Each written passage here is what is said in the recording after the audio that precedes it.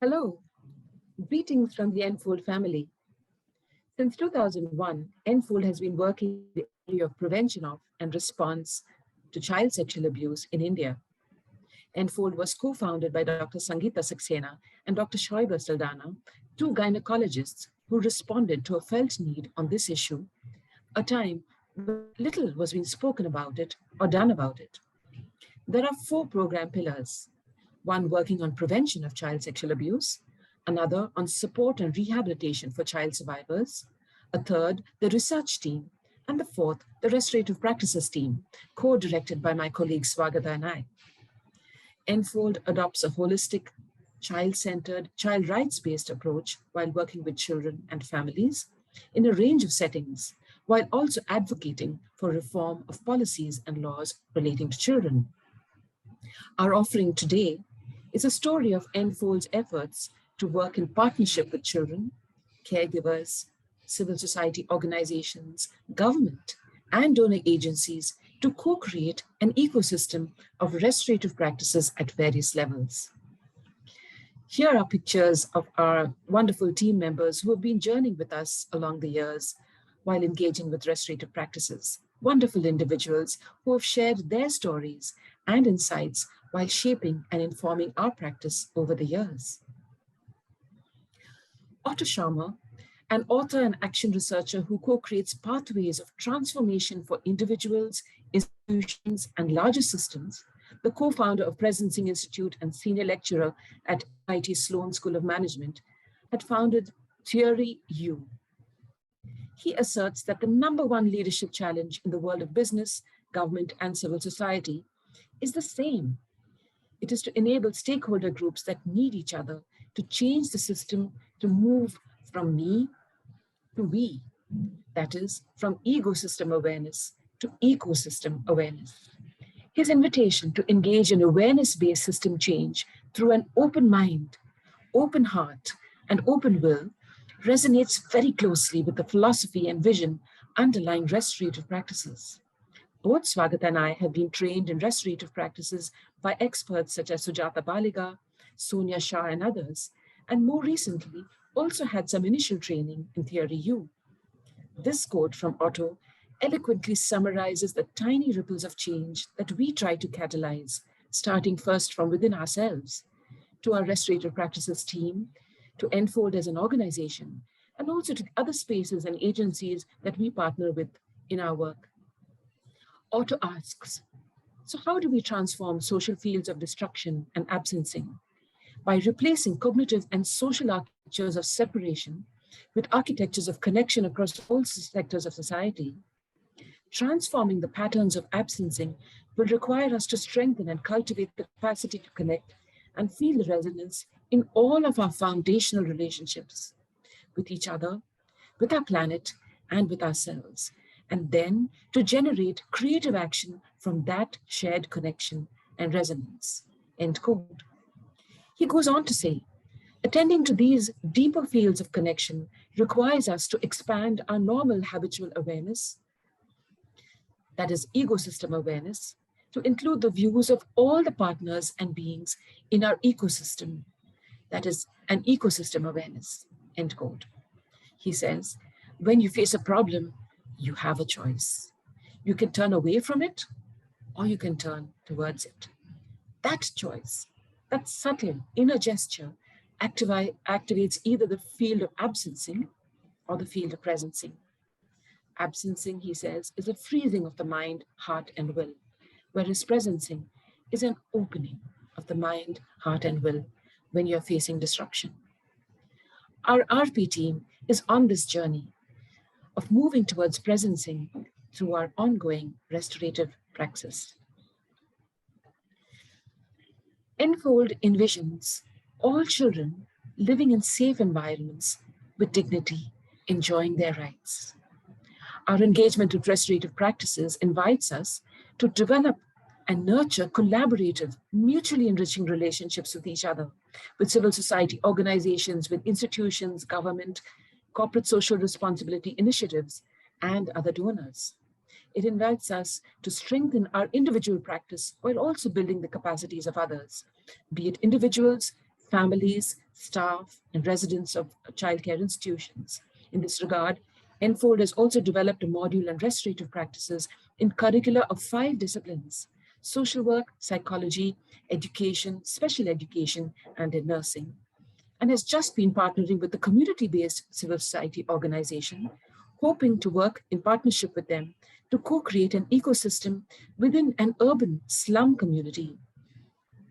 Enfold is also partnering with the government of Karnataka, a state in southern India where we reside, building capacities of government staff working as caregivers in childcare institutions across the state, aiming to co-create tiny ripples of change within each institution, but also at the state level too, through ongoing hand-holding and networking. The theme therefore aspires to gradually nurture and embed restorative values and practices by influencing a wider social ethos, one tiny little ripple at a time, strengthening community and enabling attitudinal shifts that positively impact social norms, ultimately aiming to also impact policy and law. Ironically, this policy advocacy is where our journey in restorative practices began. So, story about, in brief, about Enfold's journey. Swagat and I were engaging in research and on laws relating to children while working at the Center for Child in the Law at the National Law School of India University. And at that time, the horrendous rape of a young woman, referred to as the Delhi gang rape, occurred way back in 2012. And at that time, there was across society, there was an outrage, a public outrage against this very, very violent incident. And the scene at that time was, whether it be individuals standing on the street, in terms of the media, in terms of various social organizations, there was an increasing trend towards a retributive action in terms of penalizing the one child who was involved in that gruesome crime. And the push was to shift the rehabilitative policy on juvenile justice that has been in India over the past century to move towards a more punitive response to crime by children. And that experience of our research and advocacy at the national level with the Ministry of Women and Child Development, with the Parliamentary Standing Committee, and even at the Supreme Court was a journey infused by our decision to really look for alternatives to this punitive retributive system. And that is where we re-engaged with this whole restorative practices philosophy, did comparative research on how restorative justice policy and law in other jurisdictions to inform our submissions to government as well as to the Supreme Court. So this was a journey in 2013 to 2015. From there, we also, in 2016, we had the opportunity to have Sujata Balika, as well as Sonia Shah and Nusrat Noori, as well as Terry O'Connell from Australia, to train us on different models of restorative practices. And this happened in about 2016. In 2018, when Swagat and I left the Center for Child and the Law at the National Law School and joined Enfold as a civil society organization, we together started the restorative practices team at Enfold. And it was then when we continued our capacity building, our learning and our research, and gradually a team of restorative practices was enfolded within Enfold. Going further from 2019 to 2020, the team jumped in and started engaging with restorative practices with children residing in childcare institutions, both run by government as well as by civil society organizations here in Bangalore. And we deepened our practice. We engaged in monthly praxis circles where we reflected on our experience, continued our reading, our research, and our mentoring by Sujata Balika and others. We also started a pilot program in a school, the Innisfree House School, here in Bangalore. It is pioneering in the sense that this is, we understand, is the first such initiative in India, and we'll tell you more about it later in our story. And that is also when in March, where 2020, when the pandemic struck in India, we began to explore possibilities of facilitating circles with the same children that we were dealing with, working with in these childcare institutions, to start online circles with children. At that time, the Supreme Court passed a judgment saying that all children in residential care or in a detention, efforts should be made to restore them back to their families and into their communities, to reduce the risk of, COVID within these institutions. And at that time, we made a decision to engage with 15 children alleged to be in conflict with law, who being discharged from one detention center here in Bangalore. And we chose to engage with these 15 children through following up with them on a daily basis, arranging rations for them, trying to find out whether they had access to medical care, access to social services, social protection. And we felt the need for bringing together these 15 young boys through online circles. So after providing them with phones, if they didn't have phones, arranging for data, etc., we brought these children together in online circles. A very powerful experience for us to not only sustain and support them through this difficult time, but also to challenge ourselves with the amazing stories of resilience shown by these boys, but also to more deeply understand through their stories of their struggle during the pandemic. So we continued with our online circles, and till today we also facilitate such an online circle in one such observation home housing children alleged to be in conflict with law in another district in the state. Going forward to 2020-21, rather to in 2021, the government of Karnataka heard about this program that we were doing with these 15 boys. It was named as Nanu Samartha. I'll come to that a little bit more in detail. But when this program was presented to the Directorate of Child Protection in our state, the director was very enthused by this and wanted us to replicate this program, not by doing more and more programs with children, but rather to train the staff of childcare institutions in the state. And this program was, we then developed modules, a curriculum to enable this training of other staff in childcare institutions across the state. And that is continuing. We're in the last phase of that particular program as we speak. We also started work with individual children. So when we sit in circle with children in these childcare institutions or in-person circles, the team is trained to be vigilant to identify children who may need additional support in terms of their rehabilitation journey. And we decided to then engage with the state government to offer specialized casework support for such children while working in partnership with the state government staff.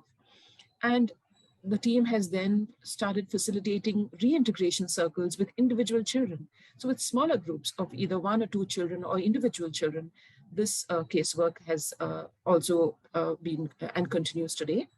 The team has also developed certain teaching and learning resources on restorative practices drawn from our own experience of facilitating circles with children as well as with adults. And these are published online and even translated into the vernacular. The team began teaching courses on restorative justice. This includes teaching at colleges of law, as well as online in terms of a course on mediation that is being offered by another national law university in Maharashtra, where it was a course on mediation, but we have offered a module on restorative justice, and that was recently concluded. Also capacity building of other staff, other adults working with children, either in schools or in communities or in childcare institution. And those capacity building programs are continuing, and we have level 1 training on restorative practices and a level 2 training where we go deeper in terms of enabling participants to engage with restorative practices in terms of harm circles, in dealing and addressing conflict when it arises.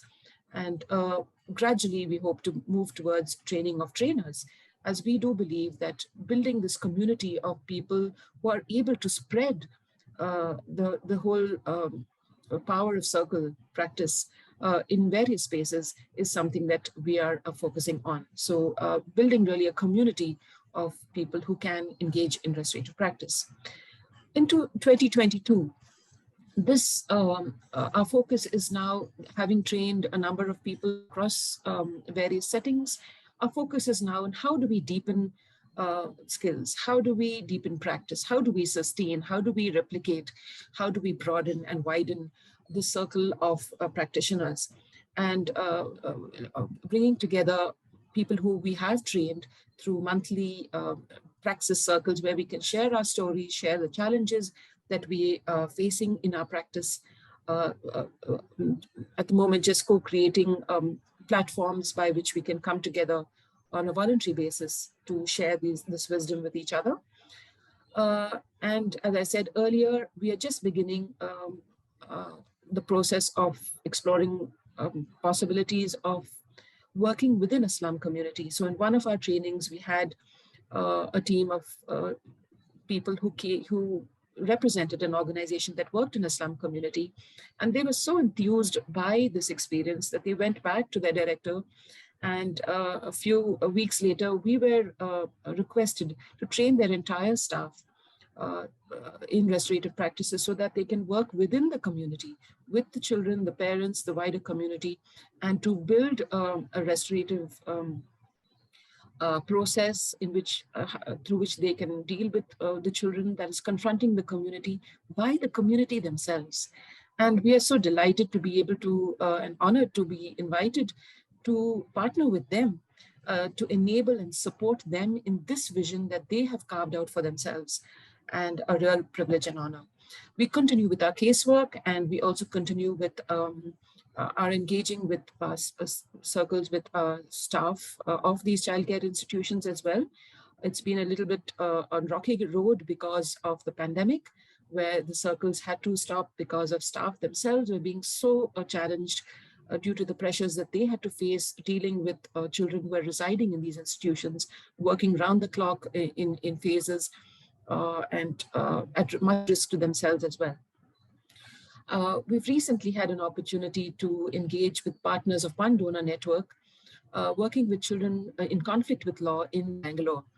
And at this meeting just last week, where I had the opportunity to present possibilities for the way forward, where as a network of partners of this One Donor agency, working collectively to support one another in order to be able to offer children in conflict with law, one of the most marginalized groups of young children, children and youth, through restorative practices, restorative values, so that a value base that will hold this network and sustain this network, such a vital resource for children who are really at the edge, living at the margins. And it was really wonderful to see that at least 4 or 5 of the organizations working who attended this network meeting have themselves shared that they felt that restorative practices was something that they would like to deepen their understanding and practice of. So we are seeing the beginning of a network that has just been created to journey together onwards, to support one another, to learn from one another, to challenge one another, and not just one another, to be able to offer the best that we can to this vulnerable group of children and young adults, but to also perhaps bring together a sense of solidarity, to stand for issues broader policy issues and perhaps even legal gaps and deprivations and violations of these children, given that many of these children have faced, violence at the hands of the authorities. So this gives us much hope in terms of what perhaps our restorative practices can be used to as a form of a yeast that enables us to really rise together, stand together, to be able to offer something enriching for a vulnerable group of children, but also to support each other, given the need for self-care, the need for us to sustain ourselves doing this very challenging work. This brings me now to perhaps the invitation of what Enfold has and what the team is doing, engaging in both professional and personal development through praxis on restorative practices, which in turn informs and draws from related processes, all aiming at co-creating this ecosystem that we spoke about. This ongoing pruning of the team circle practice, including through personal mindfulness practice, team reflections, refining of internal protocols developed to guide our engagement, sustained mentoring by people like Sujata Baliga, who somehow squeezes in time for us when we knock on her heart for wisdom to guide us when we are fumbling. All of this enables creativity, fertilization, and nourishing of new ways of being and doing. This circle practice, as I said earlier, also then informs our casework. It leads us to opportunities to engage directly with children in reintegration circles, children and their families as well, and wonderful stories that perhaps we can share a little bit later. It helps us to then, with authenticity, draw from our praxis to be able to develop and offer capacity building and resource generation that I spoke of. It helps us to promote and publicize the work that we are doing, not just within Enfold, but the work that others are doing, the staff are doing with the children, to share stories of how restorative practices is enabling them to perhaps feel more joy at the workplace, to be able to make that small little impact with the children that they're working with. And as I said, to also strengthen network and even convergence. And when it comes to convergence, I'd like to speak about a very recent development where a project that was being implemented by UNICEF, Field Office for Karnataka, on transforming childcare institutions into child-friendly spaces, a project called Nevaru in a term in Kannada, with our Nanu Samartha program, the program that we had curated for children, those 15 boys who had left a childcare institution, and which has now then emerged into this training of the staff that work with the children in childcare institutions.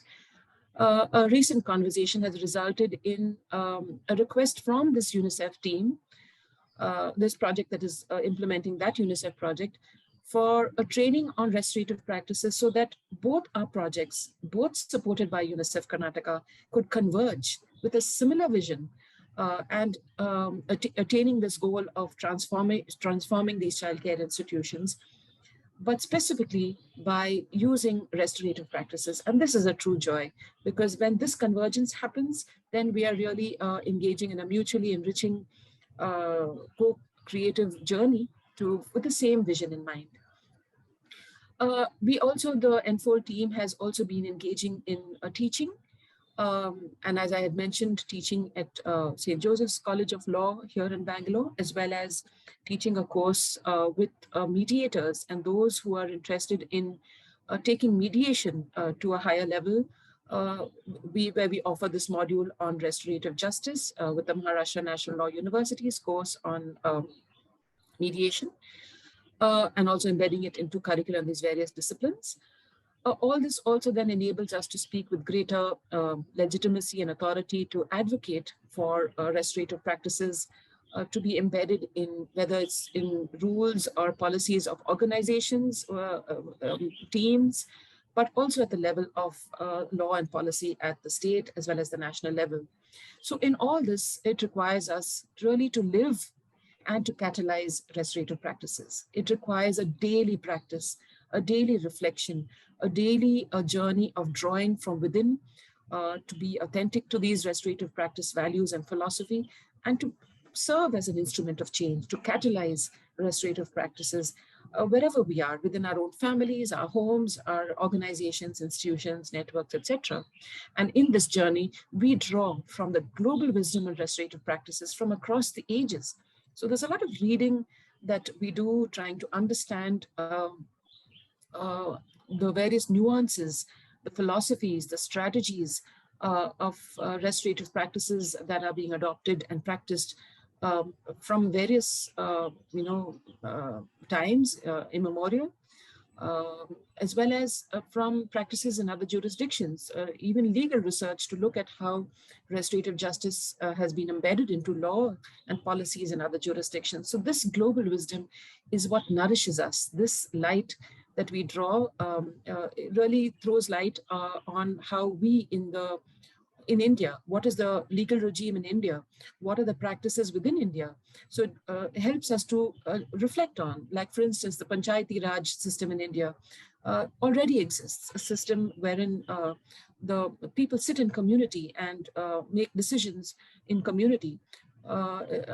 It also helps us to, rather motivates us to not just look at practices and what's happening across other jurisdictions, but also to dig deeper, to engage in empirical research. And so the Restorative Practices team, Swagata heads the research team at Enfold, and therefore a win-win situation where the research team's engagement in empirical evidence-based research on violence against children and measures to eliminate it informs the restorative practices team's work as well.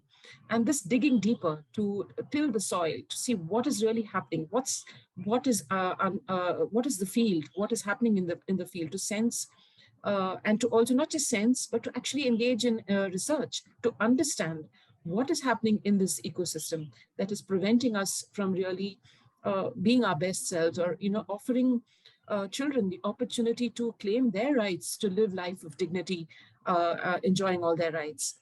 It also enthuses us to engage with reflection on, discussions on, and conversations on the socio-cultural and spiritual ethos in our country. What is happening in our country today? What's happening in our social systems, in the attitudes, what's happening in the media, what's happening in terms of the reflections of how does one build deeper connections with each other, with our communities, and with the cosmos as a whole. And all this, therefore, then enables us to really engage in this pruning, this shaping, this regeneration of our ideas, our philosophies, our values, so that we can inform not just the social ethos to embed restorative practices and values, but to also perhaps to advocate for reform of the legal regime governing children in India, to incorporate restorative principles and practices. And I must mention Swagata's published a chapter in a book that is being published by the National Judicial Academy here in India on the restorative, the legal regime in India and restorative justice, the possibilities and pathways for the way ahead. So this engagement of this process that infuses and mutually enriches each of the processes is really our attempt at the Enfold Restorative Practices team to continuously evolve, support, reinforce, reinvent, and recreate using our own indigenous wisdom to inform this process here in India. I now move on to going back to our praxis and our practice with children. As you would see in the slide here on the left, here are little pictures of talking pieces prepared by children residing in the government-run Home for Girls here in Bangalore, where our team regularly facilitates circles. The creativity of the children, and these are children who are rescued, children in need of care and protection, who are rescued or who themselves seek assistance from social services, social protection services, and are then brought before the Child Welfare Committee an authority established under the Juvenile Justice Care and Protection of Children Act here in India. And some of these children are housed in a residential facility. And so there are children coming from various backgrounds, various situations of vulnerability, of risk, exploitation, and abuse. And our experience of facilitating circles with these children is something that really gives us so much to think about. It shakes us up, but it also gives us so much of inspiration and joy. The creativity of these children at some of these circles, as you see, where we've encouraged them to prepare their own talking pieces, their own centers, and is using clay and other craft material. The picture on the right is a center of a circle that is just outside this institution. It's actually, this center was created around that pole that actually normally used to hoist the Indian flag at various public holidays, Independence Day, Republic Day, and it was never used. And we decided to ask permission from the authorities to facilitate a circle with the staff, not inside the institution, but to get out of that closed space, to get out of their normal working day space, to sit outside in the garden. And just where those trees fallen from under that gulmohar plants, gulmohar tree, the seeds, the sticks and stones from around the garden, as well as some talking pieces from previous circles that we used to create that center. And I can tell you that that conversation with right from the cook, the security guards, the house mothers, the probation officers, the caseworkers, the superintendent herself. A powerful experience, because also it was very rare that these staff actually sat together, actually shared a refreshment together, actually spoke about what concerned them, their needs, their aspirations, in a language that they could understand. So we spoke in the vernacular. We used openings and closings that were relevant for, that would help them to engage with a restorative circle. And that was the beginning of many circles that happened subsequent to this, including a circle wherein the staff were asked to share what challenges that they faced and what support they need to be able to be their best selves, to be able to offer their best to the children in their care. And the kind of sharing that took place revealed the structural gaps in that institution, the structural gaps in the system related to their needs that were not being met, the aspirations and the ideas that they came with in terms from their own lived experience of actually living and working with this group of very vulnerable girls, offered so much for us to think about together as we work in this childcare institution, and to come up with possibilities for what could change. How could I change? What can I do to make that difference? What words, what language can I change? And how can we work together to be part of this ecosystem that will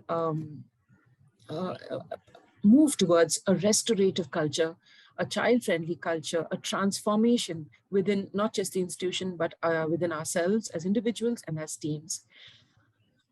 Move on to the next slide. And here again, this is on the left is a picture of little blocks, which has various values written on them. And when we had to explain what are values and what is as an element in restorative circle, when we had to explain this to children in this very childcare institution, there are children of various ages, right from 7 right up to 18. But even if they were older children, the concept of a value may be a little bit challenging for children.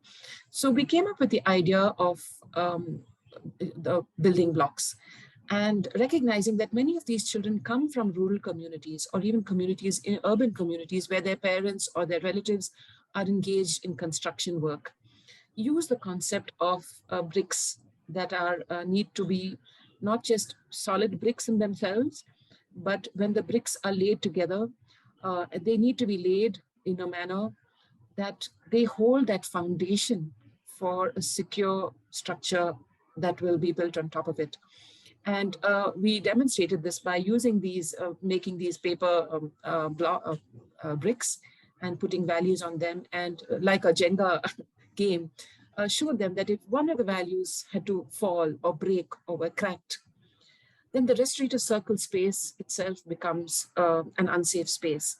And how each individual in that circle is responsible not only to contribute a brick or more bricks in terms of values that they feel would help them to speak really openly and freely from their heart and to listen from their heart, but how they've also co-owned that space, they co-owned that foundation. Because if they all had to live together in the end, speak and relate with each other in a safe manner, that they were equally responsible for calling out when those values were violated, or and it was not just up to the circle keepers, that is we as Enfold team facilitators, it was up to each one of them to call out when a value was cracked or cracking, and how the structure or the restorative circle space was becoming unsafe. The picture on the right, a very recent experience of a training that we have just come halfway through actually, where this was again of people working with children in communities, childcare institutions, or in other capacities. And one of the participants shared, and we have a permission to share this, where she shared as a takeaway from one of the circles. She says that the circle training experience was one of the few instances where I experienced the idea of democracy. She says she experienced freedom of expression, freedom of speech, and the freedom to be silent. The values that each participant laid down were also congruent to how the constitutional principles are laid down for democracy. In short, she says we were building our own constitution during that time. And however much democracy we say we practice in our country, this making of the constitution in the circle will stay new, strange, and exciting for me. Part of Enfold's work, we also look at using restorative circles to have conversations around life skills. And we see that it is a very effective tool to encourage self-reflection among children and help them reflect on their own stories, their own behaviors, and ways in which they can identify pathways of dealing with situations differently. So here's an example of a circle in which we were talking about anger. And when we were looking at ways of conveying this, we of course came across the iceberg analogy when it comes to anger and what lies beneath it. But we also immediately realized that our children may not necessarily identify with the iceberg analogy. And that made us turn to the humble pressure cooker that is found in every Indian household. Using the pressure cooker to identify what happens when you put in ingredients of unresolved feelings, feelings of hurt, shame, guilt, embarrassment, or humiliation. And what happens when you close that pressure cooker, put it on the flame, uh, as the steam builds, and then finally the whistle blows. We found that the children found it very easy to identify what really led them to the point of acting on their anger in a way that caused harm to themselves or to someone else. And we followed this up with a conversation around what is it that they could say to themselves in those moments to try and de-escalate that situation for themselves. And it was amazing to see the simple suggestions that they came up with. Something as simple as, having a countdown in their head, humming a song, going away from that place, and telling themselves that this is not worth it. So we also facilitated a conversation around how anger in itself may not be a bad emotion. It can actually motivate us to stand for what we believe in, stand up for ourselves or stand up for others. But the manner of expression can certainly be moderated. In continuation with using circles to facilitate conversations around life skills, we've explored various themes pertaining to self-awareness, empathy, critical thinking, decision-making, problem-solving, interpersonal relationships, and of course, coping with emotions. We've also used this as an opportunity to customize our plans to respond to what we hear in the circle. And this is an example of a circle on happiness, So we were working with children in conflict with the law in a facility in Bangalore. And, the team kept coming back and saying, here's a kid who in almost every circle uses it as an opportunity to talk about what he had done, the harm that he had caused, but in a manner that he was relishing uh, what he had done. He was not able to see the impact of his actions on the person he had harmed. So it was really challenging for the team to devise a manner in which we could facilitate some amount of self-reflection without it coming from a place of, an adult telling the child that what you did was wrong. So we turned to the circle on happiness and designed a round which invited children to talk about a time which made them feel very happy, and followed it up with the next round about a time when you felt happy, but it caused harm or difficulty to another person. So the reflection that we were looking for did take place with the manner in which we had framed that question, and this child was able to then see what the impact had been of his actions on the person he had harmed. And at the end of the circle, the children put together a collage on what happiness looks like for them. Here's another example of how constraints within which we operate do not hold us back in bringing creativity into our circles that are being conducted online. During COVID, we've all had to adapt, and during this period, this is an institution that we decided to work with. It is very far from where we are. It's a different district altogether, and many of these children have access to no other forms of adult interaction apart from the staff around them, and us being also adults that they have access to. So this was a circle on gratitude, and the team wanted to incorporate clay. So how do you incorporate other elements in online circles? And clay is of course expensive. The staff had not heard about clay, so they said, you can't make it available. So the team said, no problem. You make rotis or flatbreads. So make some extra dough and give it to the children. So that's what they did. And the children, after the circle where they spoke about, times in their life where they've experienced support, and who would they like to express their gratitude towards and in what way, the children were given this dough and invited to make whatever they felt they would like to give to the person who meant a lot to them. And it was the team was just overwhelmed to see what some of the items that the children had made. One boy had made bangles that he would like to gift his mother. A boy had made a little frog, which you can see on the right, top right, bottom of the screen. A cute little frog that he would like to gift his friend, because he has no money whatsoever. So he says, there's nothing I can gift him, but I can at least make this frog for him. And another kid who made a doll for a friend. The children were then invited to give something to themselves, express gratitude to their own selves for showing up and for hanging in there despite all the challenges that they are experiencing. And the children made items of food items and snacks like samosas, wraps, and murukus, which are like rice crackers. So again, I mean, something that was so simple, but it really lifted their spirits and heartened the team to see that the absence of means, the absence of resources did not hold these children back from expressing themselves fully. I'll invite Arlene to talk to you about this little story, a very heartwarming one. Arlene, over to you. So this is a story of the 100-foot journey. This is a story of a young girl who I will call Mary, in one of the spaces that we facilitate circles in. And here, this little girl, after in the second circle, one of the other children asked for, suggested that we do a circle on families and family trees.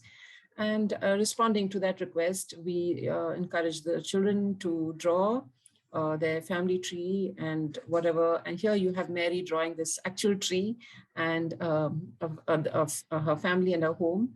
But while telling her story about her family, the child her voice was breaking. She was emotional. She was, and I could clearly see that she was upset. And this is not new. Many of the children in these spaces do share stories of pain and that they are experiencing. At the end of the circle, Mary made a request. May I please bring my elder sister? She lives in the same space, childcare institution. Can she come to the circle? And I found it unusual, but I asked the circle, and of course, the children generously responded by saying not just her, but her friend could also come in for the next circle. And the next circle was on emotions. And in that circle, Mary went even deeper and sharing deeply about the fact that she was missing her little baby sister, a 6-year-old little girl, and her two elder brothers. And she had not spoken to them or heard anything about them or even about her parents for the past 28 days. It surprised me that this young little girl was actually counting the days of that she was housed in this space, and sensing her pain. I found that the elder sister was much more introverted and shy and was not sharing much, was listening and sharing a little bit. But Mary was very eloquent in her storytelling about her situation. I chose to, at the end of the circle, invite Mary and her elder sister to tell me more. And is there anything more that I could do to support them during this time? Something as a team we do to enable us to engage or to draw from circle to enable casework and foster perhaps some way of reintegration and rehabilitation of the children who are in our circles. And that conversation really pained me because Mary revealed that her parents had been arrested by the police, and that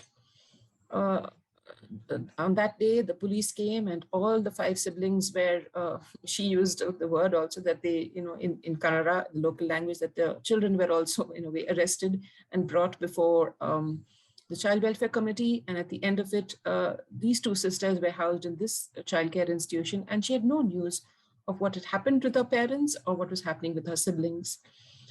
I asked Mary and her sister whether they would like to speak to the superintendent, because rather than me taking it to the superintendent, we work with the child, with the family, with the children, and let them lead the way. And both of them said that they feel comfortable going along with me. And it was already fairly late in the evening. It was much beyond working hours. The superintendent was still at her desk. And when we went to her with this, she immediately said, "Let me check the file." And when she checked the file, she found that this little girl, the younger sister, was residing in a childcare institution just 100 feet away from this very institution. The elder 2 brothers were also living in another childcare institution, again, not more than 100 feet away from this institution. And we were both upset and sad that this lack of communication or this attention to these children's needs resulted in this. And she was so proactive.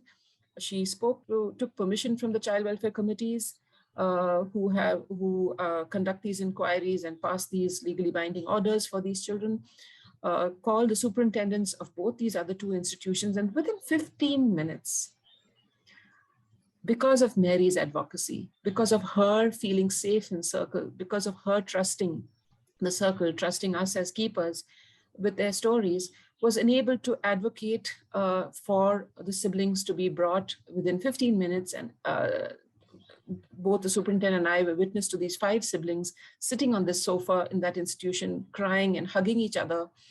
And tears were flowing freely with us too, to see the possibility of circle experience being translated into advocacy that transformed the lives of these 5 children, but also impacted us as social workers, as government officials, to say that we can together respond to the needs of children that emerge through these circle conversations and the post-circle conversations to enable transformation in the way we listen to children, in how we respond to their unmet needs, in how we try to bridge the gaps that may be happening in the system, in the child protection system, and to bridge the gaps in communication and action.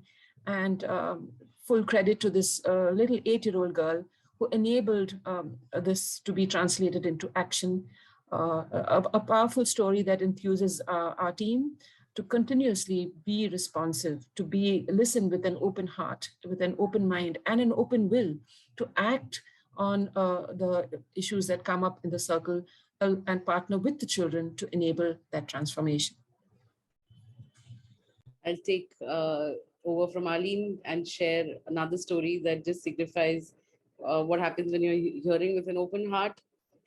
This is a story of a young boy who was living in an observation home for almost 3 years for having allegedly committed murders of 2 people. And in the course of our interactions, we realized that this was gross injustice because India's juvenile justice law mandates that bail be given and it be denied only if there is a threat to the child. So we saw that this child had, close to 3 years living in this space, away from his family, completely bitter, broken down, and used this opportunity to mobilize legal support for him, ensure his representation before a superior court, and finally he was granted bail. But in his voice, this is his take on the justice system. It definitely caused us to pause and really wonder as to a system that is meant to keep children at the center, the extent to which it really does that. This is our justice. This is our justice. What is justice, brother? How is justice, brother? One who does the wrong bears it. One who hasn't done bears or pays for it too. This is our justice. The law tied a black band on its eyes. The poor are left penniless. The cleaner, the guard, all take bribes. The poor are shoved or kicked around, seeking justice. This is our justice, brother. Here's another story that we would like to share with you, a case that has been particularly challenging, of a 15-year-old girl who's estranged from her family and the family refuses to be in contact with her. We've combined circles with other tools that we've learned across the years and try to use and fall back on restorative conversations while using these tools to move forward. Because in this particular case, we found that, things were stuck.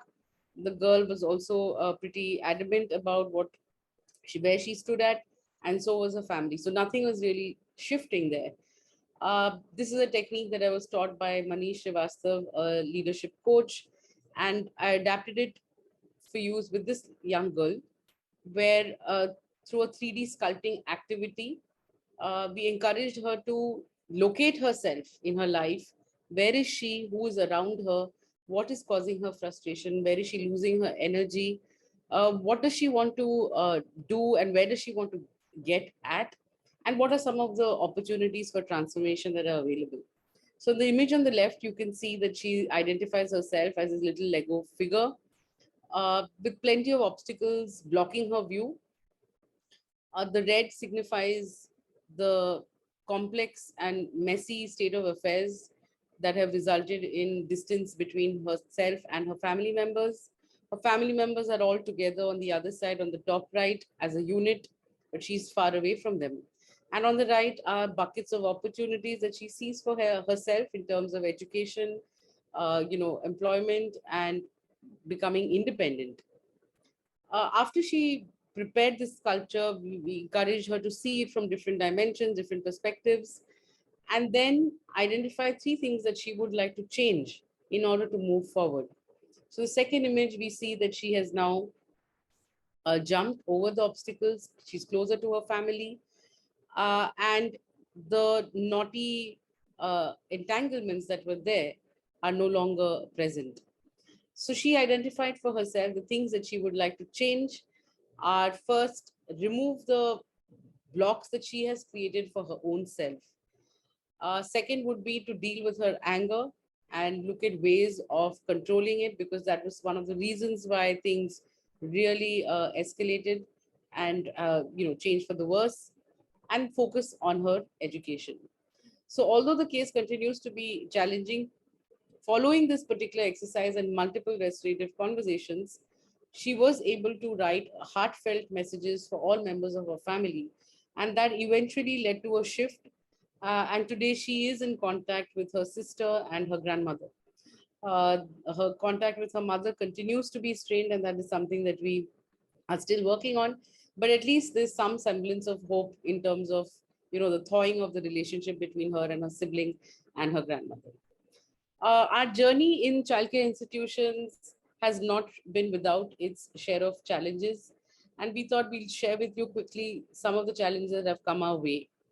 Of course, working with children, that substantial amount of time needs to be spent in terms of building rapport, building relationships with them, and for them to also realize that this is a space where power is not going to be exercised over them. Children in these facilities experience power in demeaning ways at times, and for them to be able to trust us and to say that, okay, this is a space where I can truly express myself safely, and I know that I'm not going to be judged, takes us time.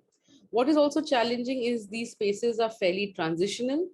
We have new children coming in every week, and there's a huge turnover. On an average, a child probably stays in these homes for approximately 2-3 weeks, or few months, or up to a year. So it's hard to tell, and so we probably get children for about 2 to 5 circles. Sorry, excuse me. We've also had to respond to disruptive situations, fights breaking out, suicide ideation, or sharings that are particularly difficult for the entire group to hear. And those are times when we've had to really come up with ways of responding in a way that is trauma informed, at the same time ensuring that no one is threatened in the circle.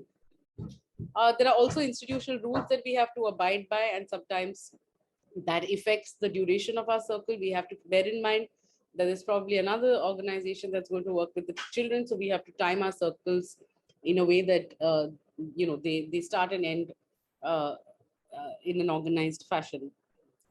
There's also a great deal of challenge that we faced personally, many of us experienced during the COVID time period. And that is something that, told us that how do we look after each other and the team while working in these difficult spaces, and also dealing with our own challenges. So, we've offered therapeutic support. Our praxis also becomes a space where we connect, or, we connect outside of work as well, as ways of supporting each other. Staff shortages also impeded our work because the institution was just overwhelmed with COVID, having to deal with the kind of protocols that they had to follow, leaving with very little time to facilitate online circles with children.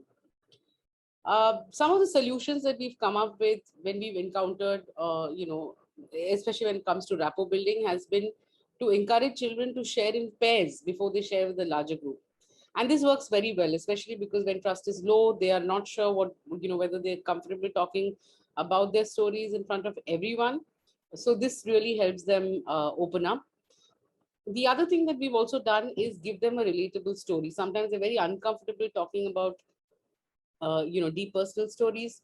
So instead, have a story that resembles many of their lives, and then we ask or frame reflective questions about it, and that also encourages them to share fairly deeply when it comes to the reflection. What we also do is, from time to time, collect feedback from children and ensure that the feedback is collected in a way that is transparent.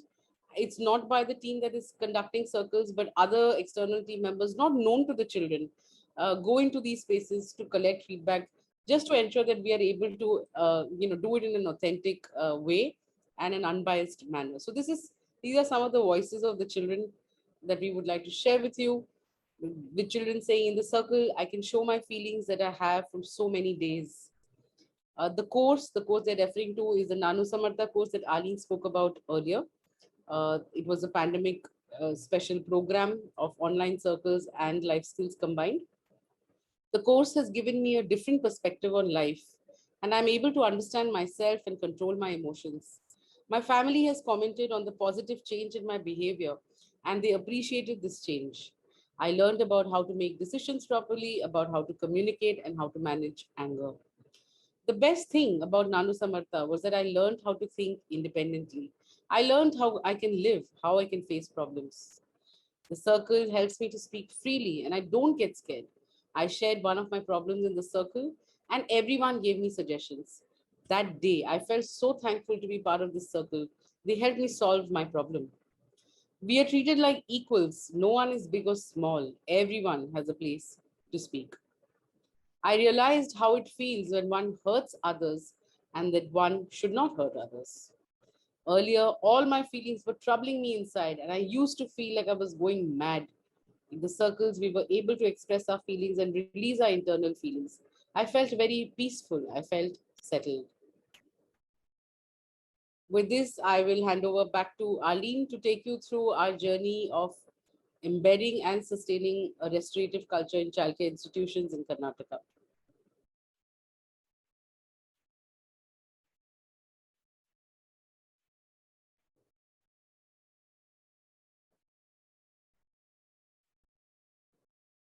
Arlene, you're on mute.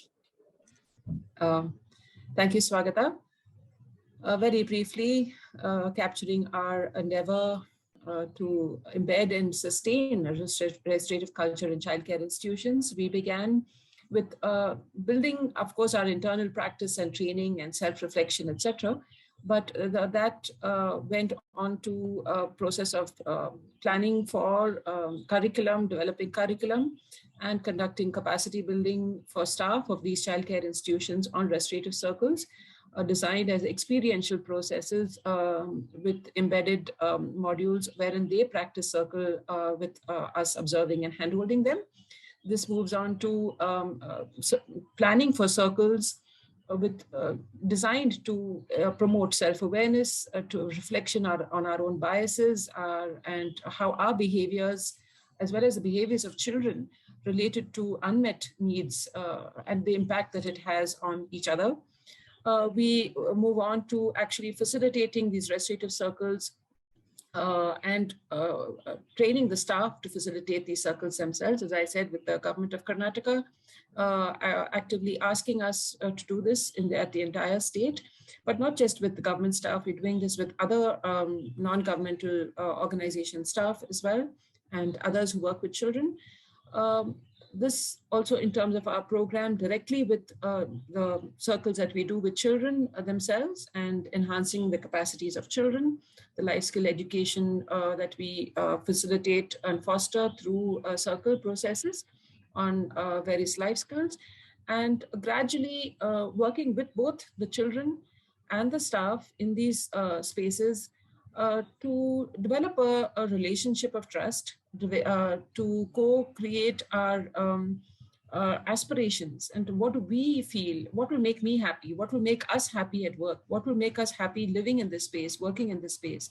So a common vision and a shared responsibility towards developing and sustaining restorative culture, both the processes in which we deal with the children, interact with the children, with each other as staff, with regard to our behaviors, more reflective conversations and during circle as well as outside, all of which gradually we hope that we become partners in this process to develop this culture and prevent conflict when it arises. And if it does, to engage with such conflict restoratively rather than punitively. So this is really our dream and our ongoing journey that we are engaged in.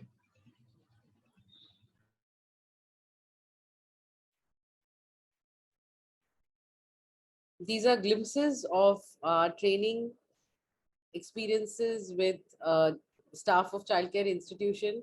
And just to share with you that, we were equally skeptical as to how to recreate this experience online. And, will people understand what a center is, what is a talking piece, and then how will they take it to the children themselves? So as Arlene said, our team has offered handholding support. And some of the images that you see are centers created by the children, as part of this exercise of translating from the adults to them. Beautiful centers that the children themselves have created while the team has facilitated circles online. And as Arlene has said, this is these are steps that we are taking to actually ignite, unfold, and enfold a wider community of practitioners in Karnataka and beyond. And in terms of sustainability, we feel that this model where we are training the staff and then the staff is being supported to facilitate the circles in their institutions is something that can be built upon and will then not depend entirely on individuals or organizations who offer this training. Here are again some voices of the staff as to what the experience of the circle training has been and how they want to use it. One of the staff saying, I plan to use my learning at my workplace to build the relations among staff members. The organization I work in plans to collaborate with schools for mental health well-being. So circles would be a great activity to build rapport with the children and give a glimpse about emotional well-being.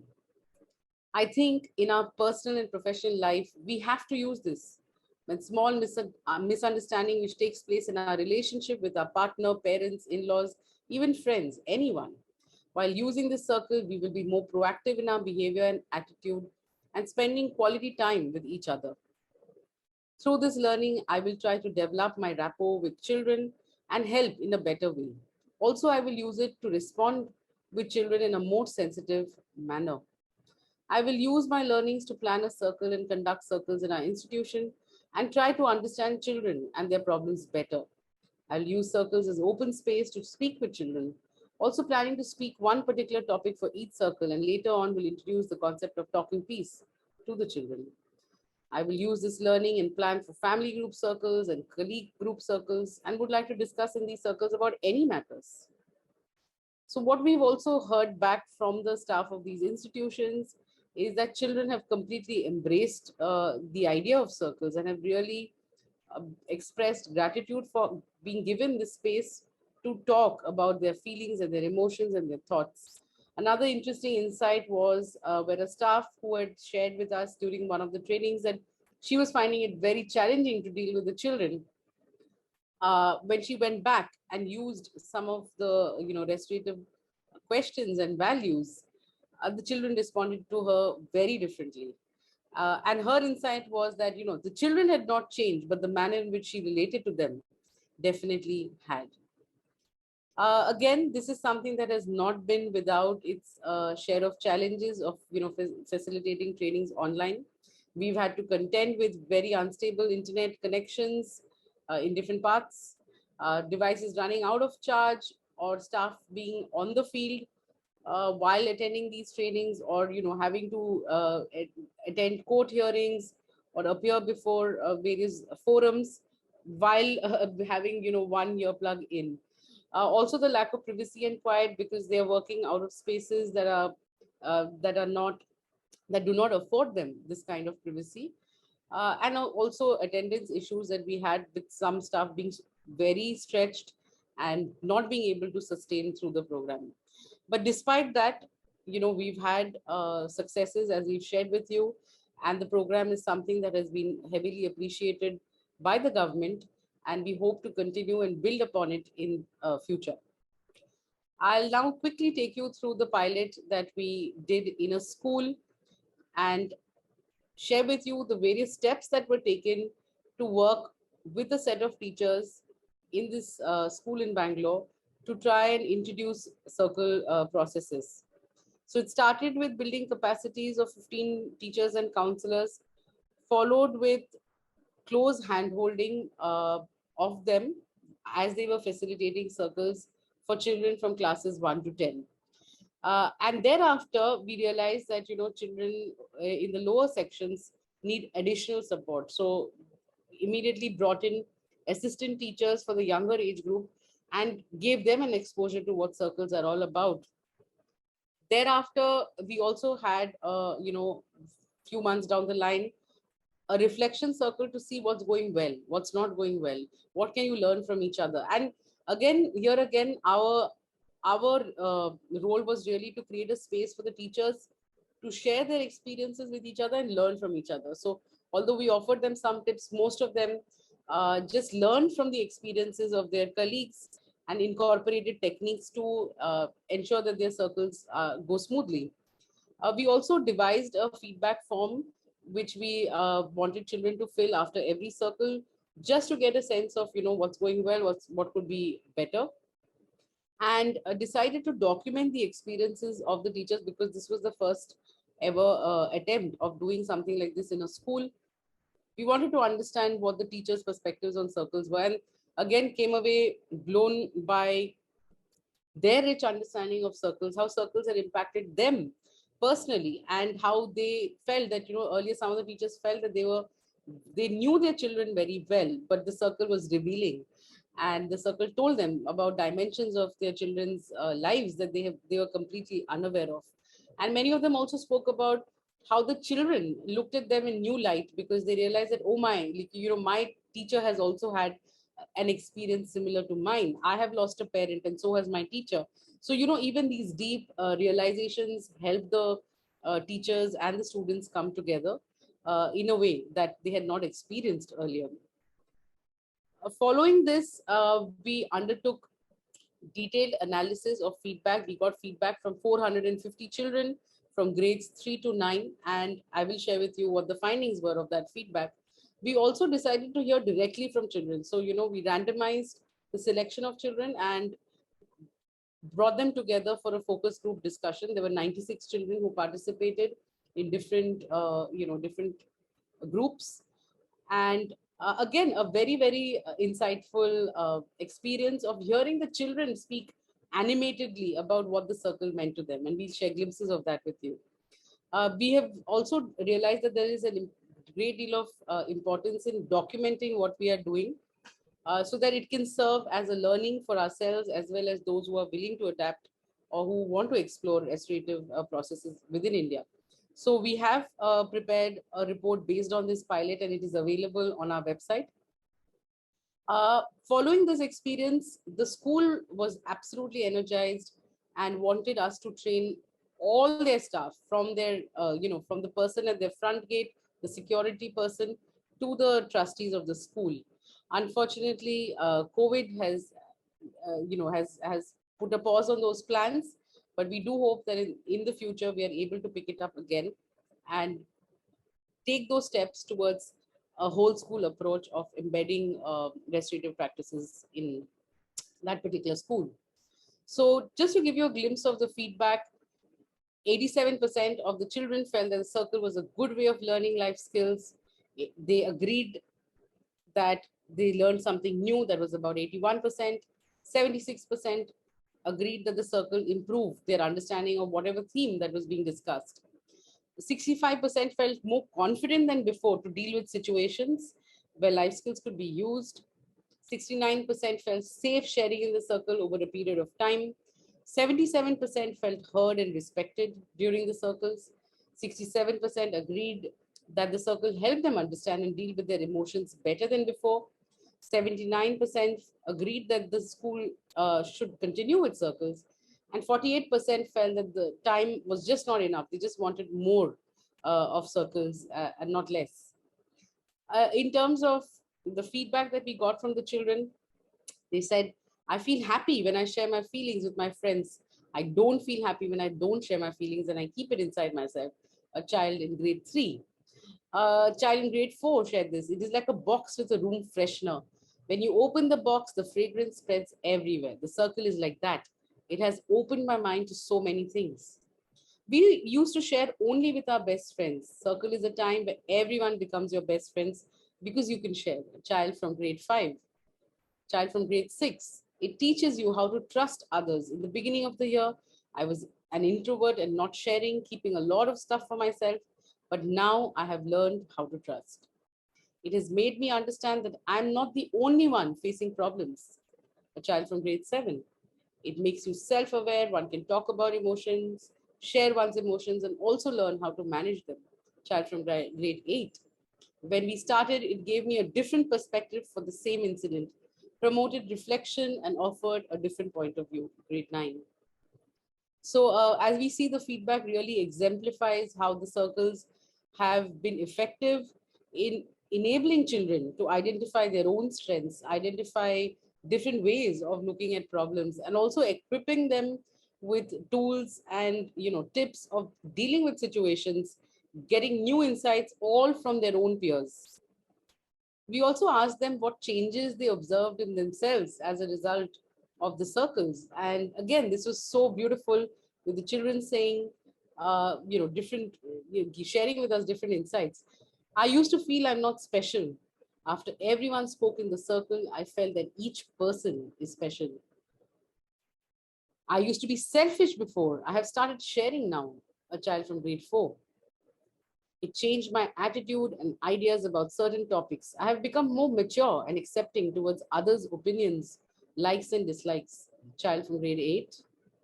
We have become more considerate about others' feelings. Think about what we feel if we were in their position. So before saying anything, we think about it. I have stopped thinking that the grass is always greener on the other side, and all of us have gotten our difficulties.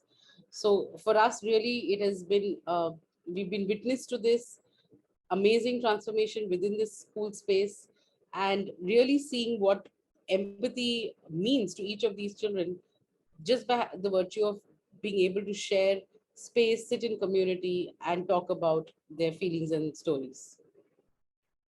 With that, I'll hand over to Arlene. Thank you, Swagata. As we conclude, we'd like to share that we believe that restorative circles as co-created spaces enable a deeper engagement with the source, whatever that may mean to each one. It also offers a deeper engagement with ourselves, our shadows, as well as our best selves, and a deeper connection with each other, all focusing on how to address perhaps the power differentials that we experience, help us to equalize power, and thereby also address the various divides, the ecological, social, and spiritual divides that Otto Sharma speaks about. We believe that it encourages us as participants to tell stories from our lives, to trigger and weave conversations, as well as share quiet moments of silence, all of which enable a process of letting go of ways of thinking, feeling, being that cause and perhaps even fuel disconnection, fuel absencing, and fuel harm and conflict. We believe it enables the fostering of a sense of community that can together sense future possibilities, a process of engaging with what is coming, what is emerging, a process of letting come. We believe that human beings are like these wonderful, colorful threads, various colors, each reflecting various identities, various strengths, fragile perhaps on the one hand, but also sources of unique wisdom that supports, reinforces, and even holds the entire community together. Circles have enabled the Enfold team to learn to recognize the disconnection, fragility, and darkness not only within ourselves, but within institutions and the social and justice systems as a whole, triggering conversations about the underlying systemic injustice that impacts the lives of all of us, children, families, caregivers. But it also enables us to sense the emerging future, the possibilities of a more enriching life, giving way of living, being, and working. Perhaps the weaving together of our dreams and aspirations, our moments of silence, the empty spaces in between, connecting with the source, connecting with ourselves and each other, offering powerful moments of insight to fuel our way forward. Together, we are journeying towards deepening our engagement with restorative justice so as to build, strengthen, and even widen solidarity-based communities of restorative practice, and perhaps can then use their own agency, their power, and their evolving collective wisdom to deepen connections of various kinds, thereby enabling a more humane, caring, social, and justice systems. Thank you for listening to the story of our journey. Do get in touch with us to continue conversations about our ongoing restorative practices journey. We would be delighted to hear from you.